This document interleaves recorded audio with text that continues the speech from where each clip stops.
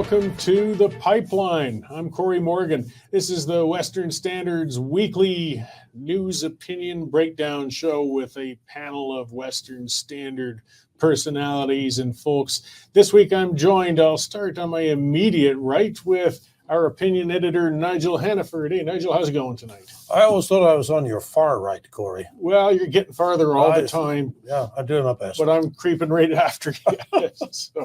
And then further from Nigel is our news editor, Dave Naylor. How you doing? Good. I don't think I've ever been called a personality before, but yeah, I'll take it. Well, I didn't say it was a good personality, but it is a personality indeed. Right. It's an appreciated one. And yes, so the three of us plus another will be talking about things shortly. I'm going to start, though, by talking about our sponsor, which is important as well, and that is the Canadian Shooting Sports Association. Guys, I mean, the name kind of says it all. It's an association of people who enjoy shooting sports, whether it's collecting, target shooting, hunting, of course, things like that. We've got a government that is trying to take away your right and ability to enjoy all of those things. And if you don't stand up for yourself, they're going to win. And there's safety in numbers. Join the association. That's how you do it, guys. These guys are fantastic. They do a great job of holding the government to account and standing up for you and keeping you up to date on what's going on out there. Check them out, cssa-cila.org, or Google it, the Canadian Shooting Sports Association, and take out a membership. It's an investment in your own rights, and you won't regret it.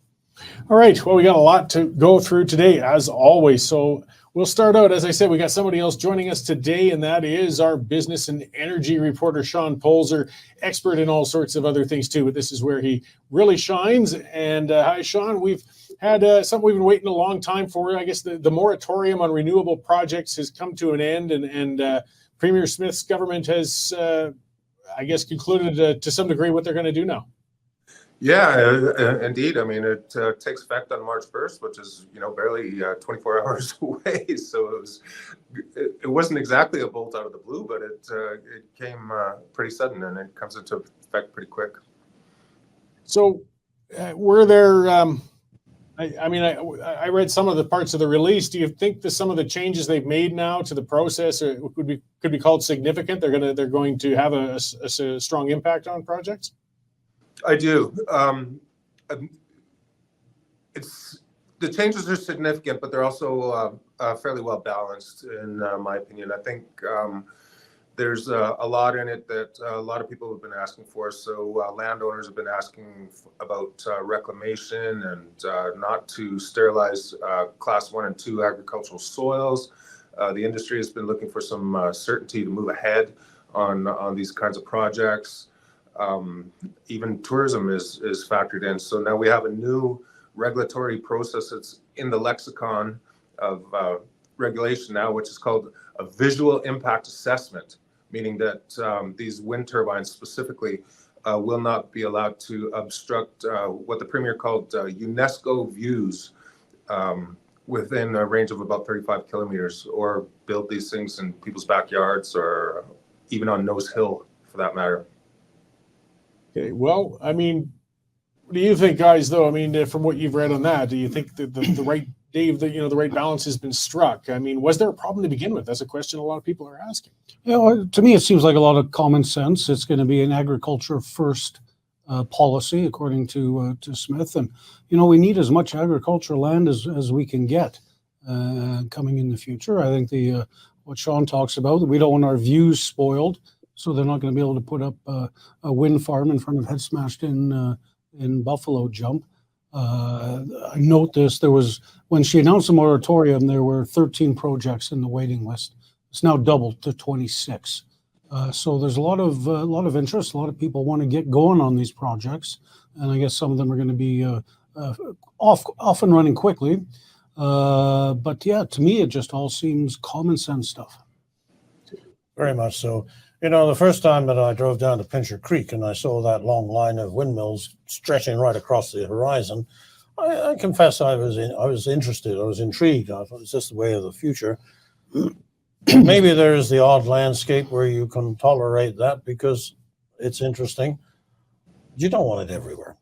You just do not want that everywhere. And so having some kind of restriction on where you can put wind generators is, to me, very, very sensible thing. But the really big one is making sure that there is a plan to recycle these things after they have lasted their 20 years. I mean, when you think of something that high, I believe the Premier herself used the comparison of the Calgary Tower once. Well, whatever you see above ground, you're going to see a lot below ground if you could but look. And all that's got to come out again in 20 years' time. There needs to be some provision for it. To me, that affects, when you take that into account, you have to wonder what the payback and what the true economics of these things really are, especially when they don't do the job for you when you want it most. Yeah, orphan wells are a huge problem in this province, and a very, very expensive problem. And I think orphan wells too. Yeah, I think the government realized that there's a way to stop that from happening, and put in a plan before these things get built. So again, common sense. You bet. Yeah, well, so, and Sean, you follow these issues, of course, much more directly than I do. Economic feasibility. I mean, there's been quite a rush for these. There's a lot of people wanting to set up new projects, whether it's solar or wind. Is that driven mostly, though, by subsidies, or is there really some money to be made here? I mean, that's what I get down to with the nuts and bolts. And now has it become less viable due to the regulations? Well, I think that that's a question that still needs to be determined, and it's going to depend on a lot of these federal environment policies with respect to clean energy regulations and the types of credits that they're probably eventually going to have to put on offer. There was some concern that a lot of these projects were being built merely for the credits and not for the actual power that they provide. And I think that this policy addresses some of those issues by requiring the backup, to have the baseload backup installed. When the Premier mentioned on January 13th, 5 o'clock, the sun went down, you had zero solar, you had 7 megawatts out of 6,000 megawatts of wind installed that were blowing. So I think that they've really done their homework on this, and that they've really tried to come up with something that would balance the needs of both the developers and the landowners. In terms of the reclamation, Minister Neudorf did make a comment about the basic principle of reclamation funds, whether it's going to be paid into a bond to the government or whether it's going to be directly negotiated with landowners, is going to be based on oil and gas. But he also noted that there's several significant differences between oil and gas projects and some of these renewable projects, both in terms of the scope, the products that they provide, and the impacts that they cause. One of them being the visual impact, which is, it's purely subjective. But I think they've built in a lot of flexibility around these things, where they're going to take a lot of these factors into account on a case by case. I would note, and I did ask, because the changes only applied to these new projects that are coming after March 1st. What happens with the land reclamation and the liabilities on these projects that are already installed?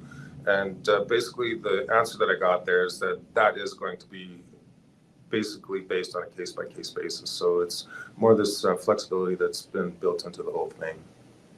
Well, I mean, and hopefully we see some stability out of this. I mean, it was kind of it gave me qualms a little bit as a free market, libertarian sort. I don't like to see, if it's not being subsidized, a moratorium gives me chills, but and it also scares away investors quite often when these kinds of things happen too. Do you think that maybe, though, Nigel, the balance has been hit, that the investors can feel comfortable? Oh, dare say they will. But the investors who we really need, who are still not feeling comfortable, are the ones who are ready to go and put in a natural gas-fired generating plant that you can switch on the moment that you need it. That's the people we've got to get back, and they're the ones that have been scared off by the federal plan. Yeah, well, we're never going to get away with it from our needs for on-demand power. I mean, that's just there's no getting around it. If the sun doesn't shine, the wind doesn't blow, we are out of luck. But we don't want the southern part of the province to be one giant solar farm, do we? No. And there's probably enough companies who would want to do that. There has to be some sort of regulation. Well, Sean was down in Southern California and he visited one of these deserts where they had turned it all into a solar farm. What was that like, Sean?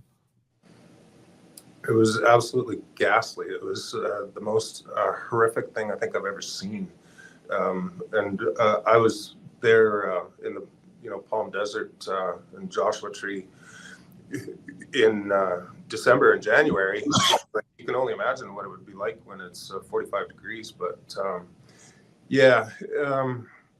and just even in terms of when we're talking about eyesores, when you come through that pass through Palm Springs, there's still the wreckage of there's been wind turbines in that region for decades. And the old turbines are still there and they've never been reclaimed. And a lot of them have broken blades and they don't turn. And in the meantime, they've been building up all the way around it in the Coachella Valley on both sides of the mountain.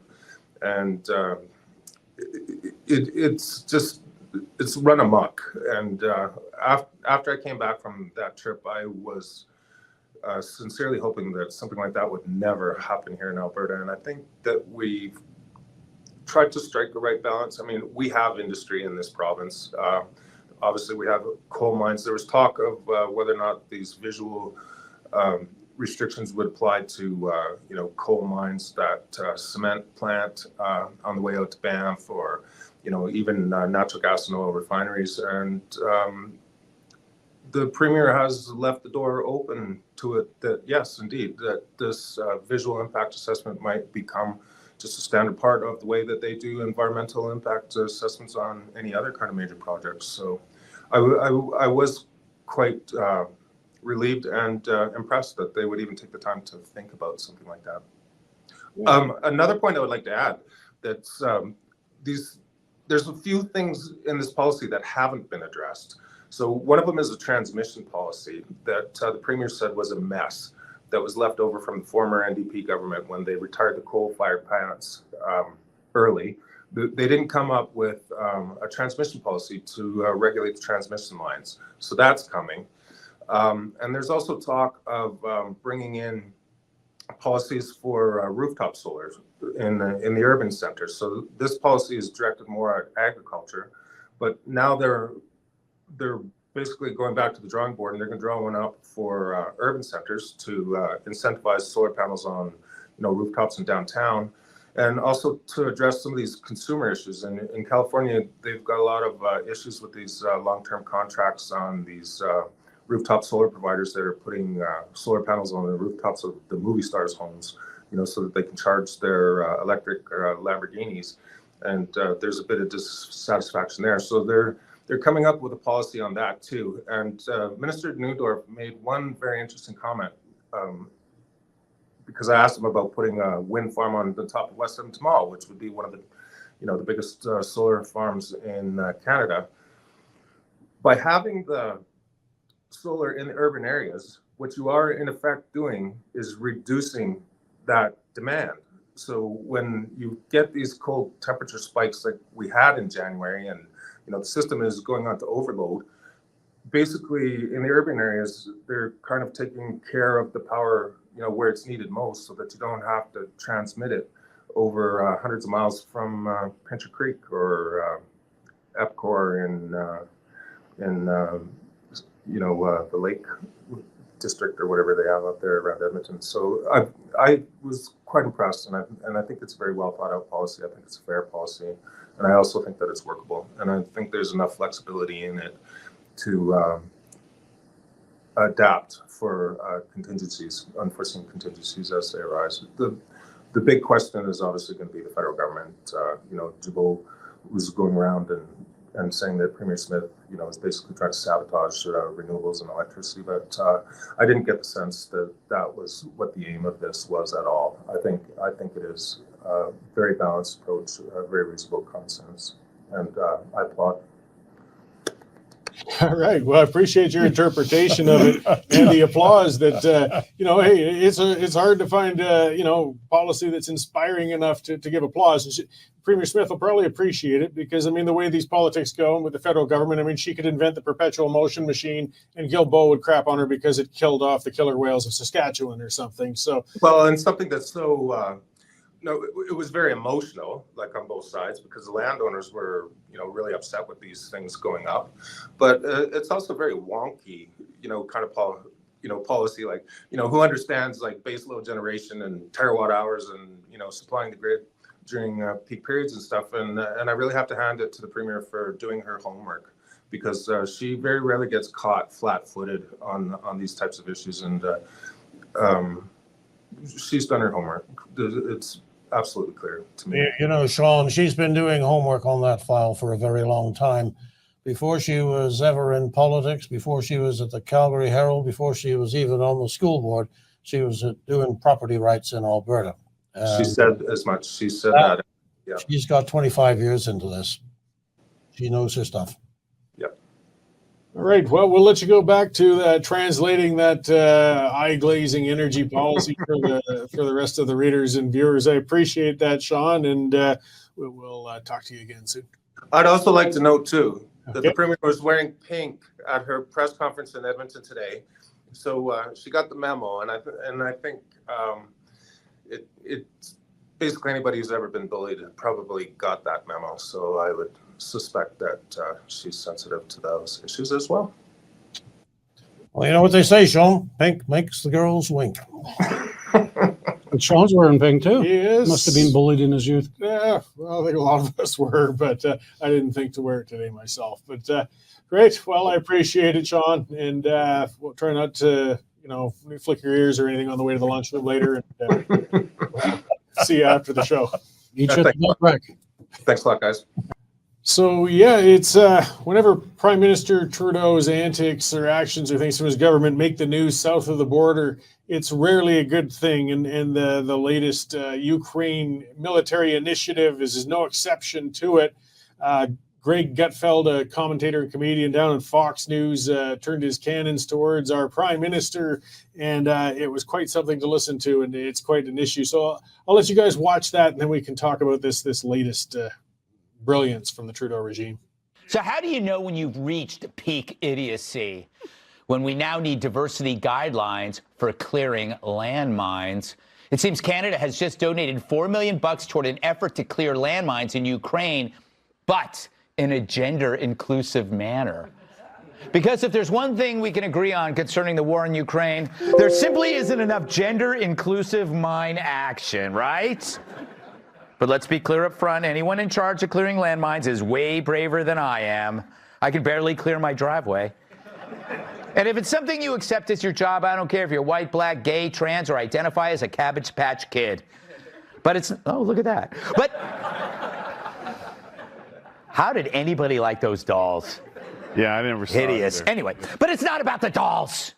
It's about how DEI insanity has infected everything. It used to corrupt only the places where useless people were, like academia or media.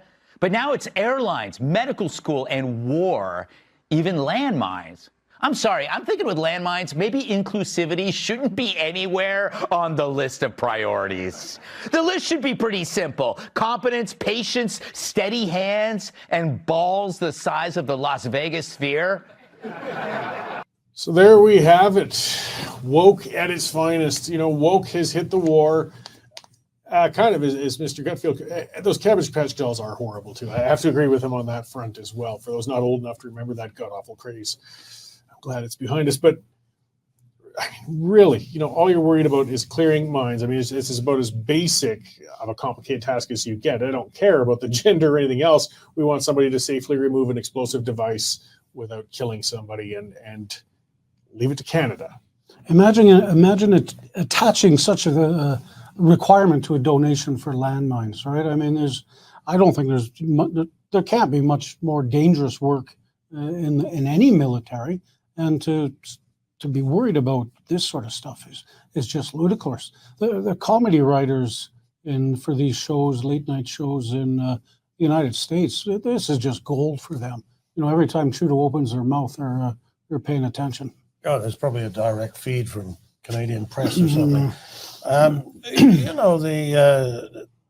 The one thing you can be sure is that the Ukrainians aren't going to argue about it. They will accept the money, and then they will carry on doing what they've always been doing.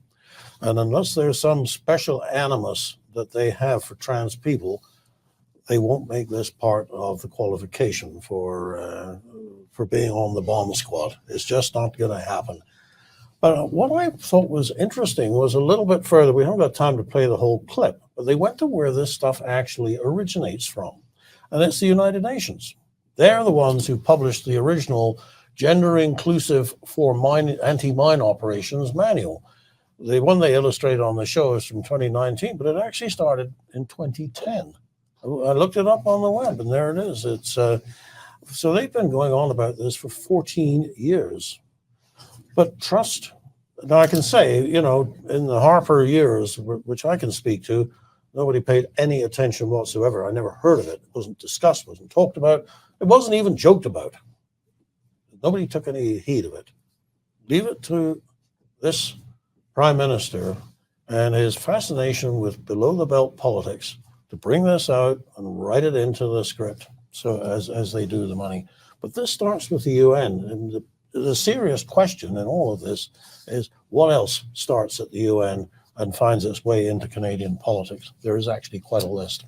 Well, I think a lot of serious leaders, we don't have one, well, serious leaders are starting to dismiss the UN. I mean, the UN, WRA debacle of them basically facilitating terrorists and just, ongoing one thing after another, I ran on human rights panels, and it's a sad organization. I mean, it exists and countries take part, but it's only woke virtue signalers like Trudeau who actually jump on and impose some of that stuff into policy. Yeah, you don't see many of other world leaders, if any, jumping on, diversity and mine clearing. I mean, the UN started to lose credibility when the head guy had the same first name as his last name, Boutros. Yeah. I mean, the UN is a failed organization, and goes through a lot of money, goes through a lot of budgets, a lot of countries, donations to the UN, for lack of a better word, and we're not getting our money's worth, I don't think. Well, Dave, you call it a failed organization, and in the manner that you mean that, I totally agree. But because of the UN, we nevertheless have UNDRIP, the United Nations Rights of Indigenous People, which has now been adopted by BC and is seriously influencing the way that development takes place in that province. It's also adopted by the government of Canada. We have the whole UN climate change apparatus that he is slavishly following. We have umpteen protocols that we have signed on for everything from protecting endangered species, and I'm not against protecting endangered species, but I think we need to pay a lot more attention to how we do it. There is a long list. I won't bore you with the whole thing. The UN is dangerous if you take it seriously. And the problem here is that Mr. Trudeau does take it seriously. And that UNDRIP is a big one. I mean, it shut down the jade mining in BC, for example. And that is the Declaration on Indigenous Peoples. Rights of Indigenous Peoples. That's and it shows, I mean, just to throw one last shot, but the hypocrisy of the UN, where they start saying that they've got these rights because the Indigenous people were there first and yada, yada, yada, till it comes to Jews in Israel. Then in that case, well, they don't deserve to be there. There's a bit of a double standard. You look at people like Stephen Guilbeault, if he's smart enough to realize that hopefully the time in office for him is drawing to a close, he's auditioning for a job at the UN because the pay is pretty good. And profile and travel. I mean, that's what Guilbeault read. They love having their conferences. They certainly don't stay at the Motel 6 when they're going out there and fly coach. No, they don't. No, that's... Well, we're making the news. Getting on to, I guess, as you said, with Ukraine, they're going to take the funds and just use them how they prioritize. They're not going to worry too much, I think, about gender parity. They just want to get the mines out of the ground or not get nailed by a anti-personnel missile while they're trying to do it. Likewise with Alberta, I guess, to segue in, we get the NDP-Liberal pharmaceutical plan. The province of Alberta is basically saying, leave us out of it, give us the money, we'll deal with it. Don't give it to us with those caveats. I mean, Dave, this is just a deal to cut to keep them in power and save a little face. Exactly. This is what the NDP wanted, along with their dentistry plan, and they threatened to pull the plug on the coalition last week, and miraculously they came up with a deal. It's a boondoggle in the making. It's going to cost billions and billions and billions of dollars every year. They're still trying to figure it all out. But even Jagmeet Singh came out and said, well, basically we're talking about covering birth control, contraception and diabetes drugs. And, he says, if we want more universal health care, elect more Democrats and more New Democrats. So, it's all a political game. Premier Smith, within moments of it being announced, said we want nothing to do with it. And then Jagmeet Singh pipes in again. Well, if Quebec wants nothing to do with it, that's okay. But it's not the same for Alberta.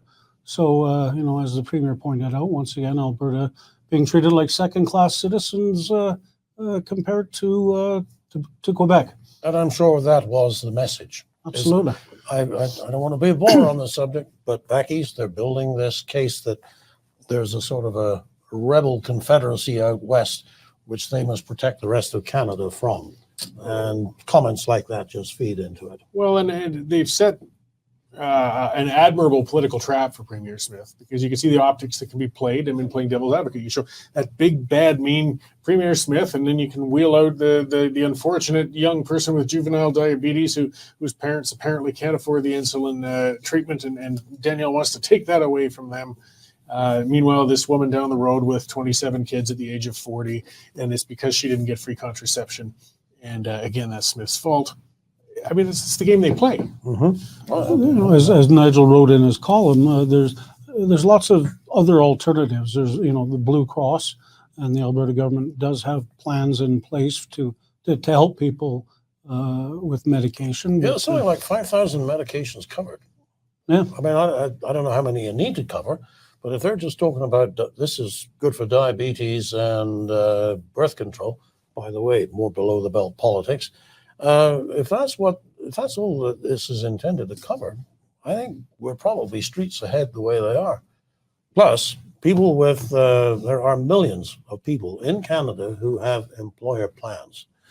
I don't know; it's not been said what the future holds for those plans. But if the idea is to, in the interest of equity, to bring those to an end, and everybody goes on the massive national pharmacare plan, why is that a good idea financially?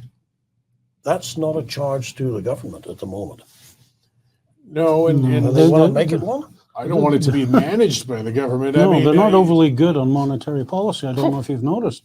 No, well, he doesn't think about it, does he? No need. The budgets balance themselves. Yeah. Well, in distribution and logistics and deals with the pharmaceutical companies, I wouldn't want to be somebody who is literally reliant to stay alive on some drug or another, and now has to rely on the government to source that and get them to them so they can have it free. Mm-hmm. Likewise, you could die on a waiting list waiting for a surgeon now. You could perhaps get very seriously harmed waiting for pharmaceuticals that won't get to you because the government dove into another area they shouldn't have been in.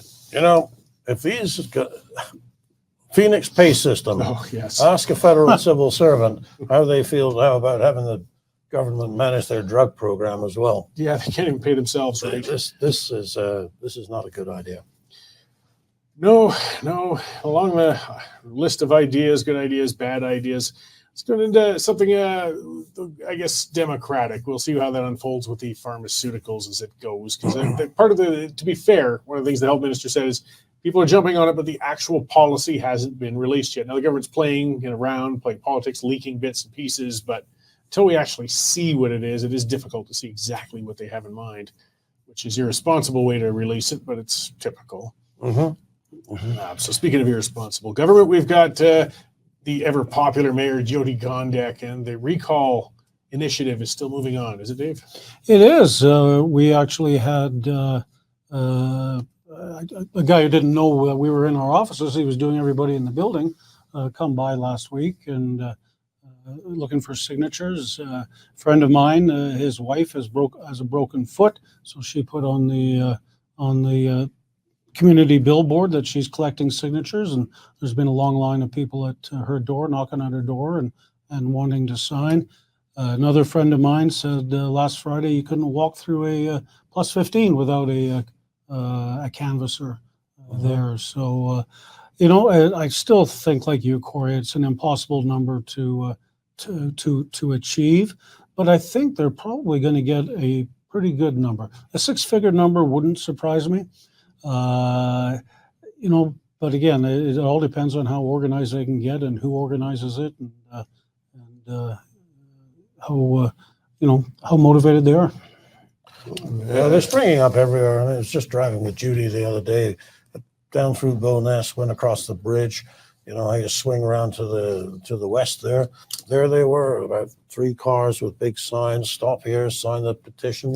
It's you mentioned the plus 15. They're going door to door as well. If they get, maybe they don't get 500,000 signatures. If they get 100,000, how much did Gondek win by last time? I think it was just about that amount. Bless my soul. It's almost as if we had a news meeting this morning. Yeah. We don't rehearse this. It's not an insignificant feat to get 100,000 people to get up. And I mean, we're talking a physical pen to paper witness signature. Plus all that they've got to prove who they are. And yeah, there's a whole lot of work to it. To be valid. It has to be witnessed and a number of things, which again, I mean, the legislation, I've gone on about this many times before. It's just not a good legislation. I guess we have to ask, do we want recall legislation or not? This kind of brought it to the fore. That's another benefit of this that perhaps wasn't the intent of the organizers, but it kind of exposed how unworkable the legislation is. This was Jason Kenney's promise to his followers, and obviously the numbers don't work for big cities. So maybe you just need to make the limit, a percentage of voters or a percentage of something. You want a different level in Calgary than you would High River. That sort of thing. But it's got to be I mean, it is impossible, really, unless. But I think you were talking about it earlier, Cory. What it's going to do is hopefully come up with an organization that will run for City Hall as almost like a slate, like the union candidates who all got in this time, and it's resulted in the lowest ranked council and mayor in history. And that's reflected by the interest in the petition. That is the problem, isn't it? Most conservatives just want to be left alone. It's the other people who want to interfere, who always run for office and then start interfering. But it's going to take something like this for people to say, all right, maybe it's time I stepped up and did my share. Exactly. They get in because of such low voter turnouts in municipal elections, in the 30% area. And some who are speaking up, which is kind of surprising. I've been watching their Facebook page for this, and they're posting all the time about places where you can go sign. A lot of private businesses, bars, coffee shops, even repair shops, you name it. A person who has a storefront, they're putting it up there. That's a gamble. Like when I owned my pub and coffee shop, I never did political activities within my pub and coffee shop. I would still get enough people annoyed by my writings outside of there that they'd go on to Google and bomb me with negative reviews and things as it was. But for businesses to stand up and get political is a risk. Mm-hmm. And they've got to be pretty motivated to be saying, I'm going to host this petition in my storefront, in my bar. I haven't seen so much of that, not even with the Olympics referendum or things like that, for example. So, but even before this recall thing started, wherever you went, whether talking at the pub with your buddies, it was all about what wackos these people are on city council, and why are they doing the plastic bag thing? Was another fiasco. The $80 billion climate emergency, utter fiasco. I think the thing that got a lot of people sitting up and taking notice was when she wouldn't express any solidarity with the people of Israel when they. Like in the day after that awful bloody attack. And don't forget the Canada Day fireworks ban. I mean, this is this is a city council. Have they done anything good? Can either of you name a single good thing they've done?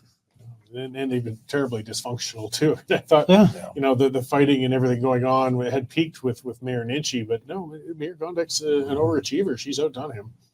Certainly They're has. at each other's throats, and which again I kind of like to watch. What's that guy's name? Landon Johnston.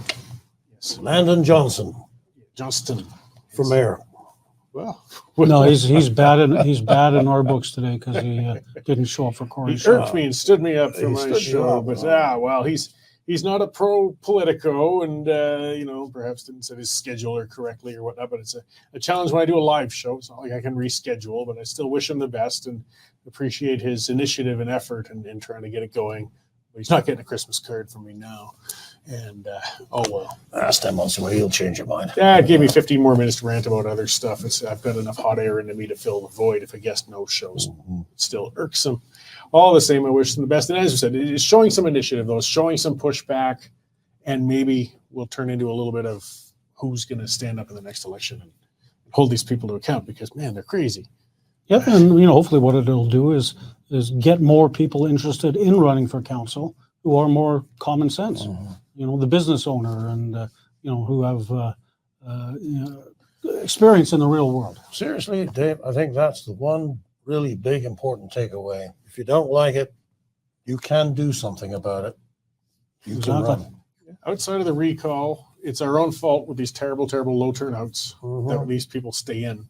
So, got to look in the mirror a little. People hate hearing that statement, but it's true. Now, the rules are made by the people who show up, and that's what people who don't like this have got to do. Show up. Show up to run, show up to vote.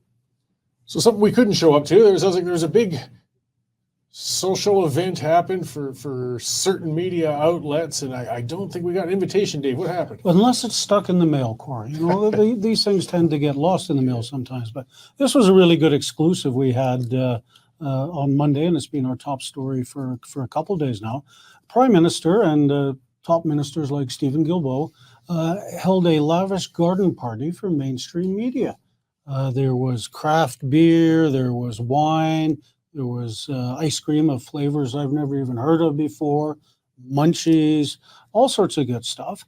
And they billed taxpayers $11,600 for this. So you had journalists from the CBC and Global and the Toronto Star, all of whom are the major benefits of the $600 million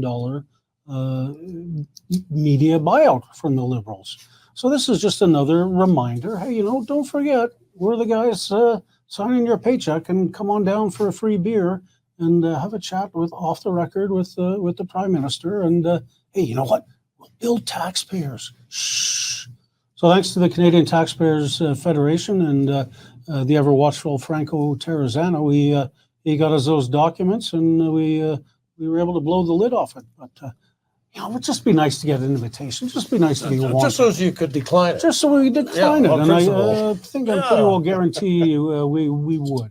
So here's the thing, Dave. I'm just thinking about this. $11,000, right? So how many people actually got invites and went? Now, it's a fair-sized press corps in Ottawa, but it's not enormous.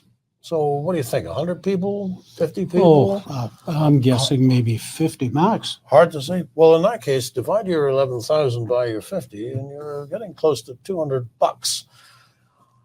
Can a person reasonably put away $200 worth of liquor and food and still remain a functional journalist at the end of 2 hours? I would. Some are pretty good. Some Some of them are pretty good, Some yeah. of them are pretty good. Years of but, experience. yeah. The one thing I found interesting was that they billed $4,000 for sanitation. Don't you need just like a big trash container and you recyclables here, trash here? You throw. How's that $4,000?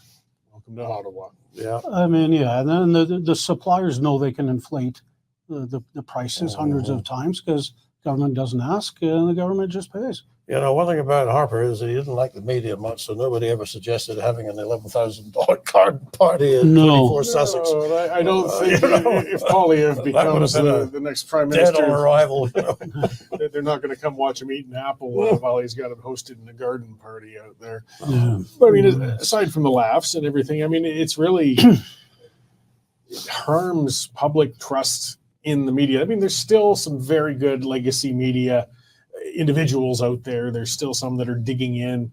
But as the trust keeps getting lost, as it looks cozier and cozier and cozier with the government in power, it's people are tuning out, and it's not good for anybody, the legacy media outlets or citizens at this point. No, trust is at an all-time low. Yeah. All the polls show that, and this can do nothing but be more damaging to the reputation of the media. I mean, you are right that there are still some good journalists out there. I could name two, but it doesn't alter the fact that this was not uncovered by journalists. This was the Canadian Taxpayers Federation, and if it wasn't the CTF, it could very easily have been Loocks, which is a service that we have a good deal of respect for, who actually go and get stuff that great Ottawa press gallery doesn't care about. No, Doesn't think of. none of the journalists at the party wrote about it, did Right. they? Well, I guess I wonder not, if they eh? had to sign a non-disclosure Yeah. agreement before they got a beer. I mean, maybe that was it, but oh man, it's a sad And I saw an exchange on X between the founder of Loocks and CBC, or at least she quote tweeted a CBC story saying exclusive, and it was a breakdown of the stuff found in committee with the I believe the RCMP finding things, and she's saying, yeah, it was exclusive 3 days ago when we broke it, wasn't it? Loocks got that. CBC goes and reheats it, sticks it out, and plays it up as if they'd done it themselves. But with the resources they have, you're getting scooped by a two-person outlet. Yeah, and shout out to Loocks and Holly and Holly, Tom. They do a great job, and they're definitely worth subscribing to. Tom Korski and Holly Doan, you bet. Yeah, Tom worked for me many years ago, and he's as a ledge reporter, and he was one of the best we've ever had. Oh, they find the stuff that, as you said, I mean, if the media weren't hanging around at cocktail parties and garden parties with the government in power, they would be finding this stuff too, and they used to. It is a trend I've seen, though. They seem frantic to hold the leader of the opposition to account. Like I've never seen such a swarm on the leader of the opposition, while the prime minister just seems to get a pass at these conferences. You know, where's the shouting? Where's the questioning his answers? Where's the not taking Prime Minister Trudeau's answer at face value? You don't see that, but boy, they go after They probably realize that their jobs could be at stake.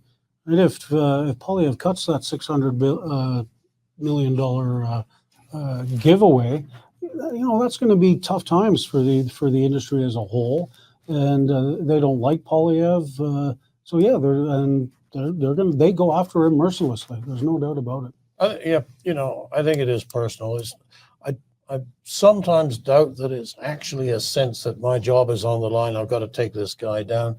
It's just that Poilievre stands for a whole bunch of values that are very common in the newsrooms of the nation. And you see some of these juvenile reporters, kids under 30, they got a degree in sociology and a one-year journalism program, and they think they're activist journalists who have to lead the rest of us to the right answer, and they honestly just don't get it.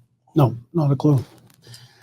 And well, at least we're here to offer our balance, even Us old guys. even if we don't get invited to all the real good events and things. We'll hold our own parties. That's right. Every Friday afternoon. We've had some good ones around here. Mm-hmm.